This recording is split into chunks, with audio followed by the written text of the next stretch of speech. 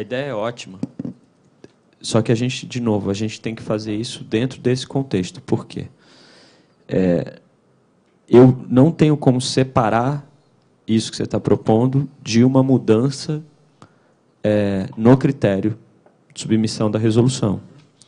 Porque não adianta eu dizer, olha, se entrou no critério de submissão, é muito difícil eu falar, não preencha, não pague os R$ 45.000, ou não preencha o formulário. Porque eu acho que a questão existe o custo, sim, dos R$ 45.000, mas existe também esse custo que, no caso de fundos, pode ser um custo elevado, que é o preenchimento do formulário com muitas informações, enfim, que talvez não fossem nem tão acessíveis assim. O que a gente teria que fazer seria, o que a gente vai fazer agora? Com esse, não sei se a gente pode chamar isso de relatório, enfim, que a gente está tentando construir junto com eles, a gente poderia usar isso como insumo para redimensionar o critério, especificamente para fundos, por exemplo, junto com a questão da venda de ativos, e aí esse formulário continuar sendo um instrumento para que a gente monitore se a mudança foi correta, enfim, e esse formulário acaba fazendo um papel de ser um pouco esse instrumento, né? Porque mandou o formulário, o CAD mandou o formulário, o relatório, o CAD não falou nada, né? Porque são agora, operações que a gente não gostaria de ver. Duas coisas que eu acho que tem que ser incluídas nisso seria o papel da CVM, porque eu acho que esse formulário tem que ser integrado às obrigações de reporting, que hoje já são elevadíssimas, né? E a CVM só aumenta esse negócio, e com o CAF também, porque hoje a gente tem percentuais diversos, né? No CAD, na CVM, no CAF, na Bovespa, quer dizer, cada entidade tem o seu, isso precisa ser integrado, né? O conceito que eu estou querendo sugerir aqui, né? E o K-Review tem uma frase muito forte, uma recomendação muito clara nesse sentido, de não tentar regulamentar processos, de regulamentar condutas. Uma vez que a gente tenha essa faixa flexibilizada, vamos dizer assim, né, pré-notificação, porque a notificação está na lei, e aí se entrou ali não pode fazer nada, você tem, quer dizer, todas as penalidades para alguém que, de má fé, bote uma transação lá que não deveria estar. Por exemplo, se a CSN faz um fundo para comprar as ações da Usiminas, sei lá. E você tem a possibilidade de ir em cima desse pessoal. Mas você libera, talvez não 80%, mas talvez 90% das transações, né, que ficariam isentas desse custo. Tá? Então, isso é que eu queria colocar com relação ao ponto das notificações. O ponto que é mais importante para a MEC, e eu vou me repetir, Vinícius, porque a gente já teve essa conversa, realmente, é com relação aos direitos políticos, né?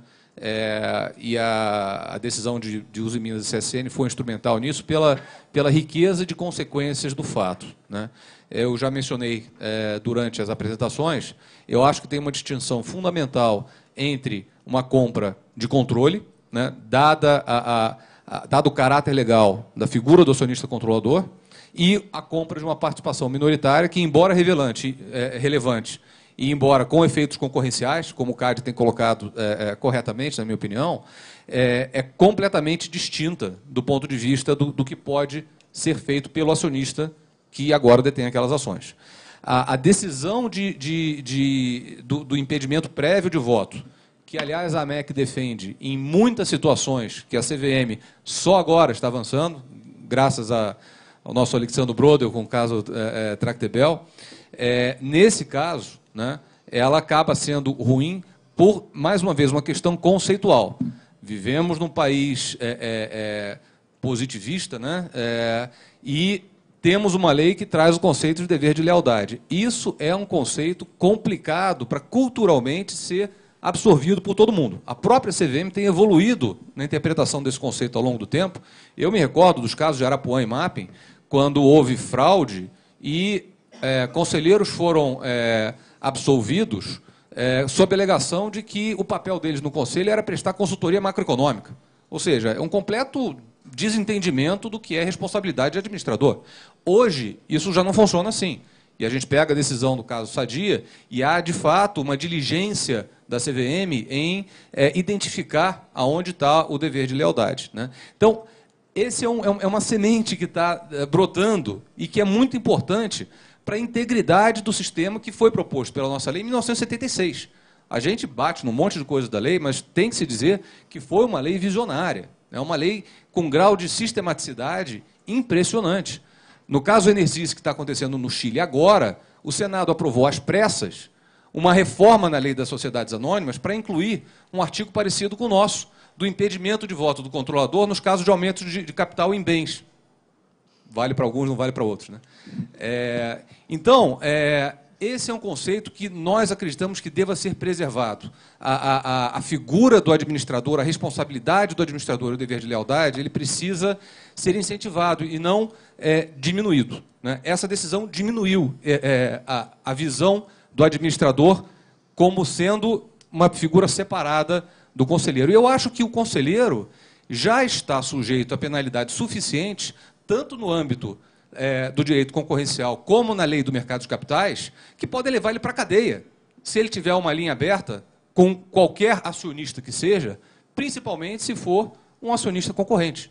Então, já existem as punições aí e existe mecanismo que possa ser, por exemplo, monitorado, né, o tipo de comunicação que está acontecendo, ou o tipo de deliberação que aquele conselheiro vai participar ou não participar, né, como já aconteceu nos casos de telecomunicações no passado. Em suma, eu faço votos para que a gente consiga caminhar sempre em parceria CAD, CVM e CAD, CAF, no sentido de fomentar esses conceitos de dever fiduciário de uma maneira compatível com o direito concorrencial. Era o que eu queria colocar.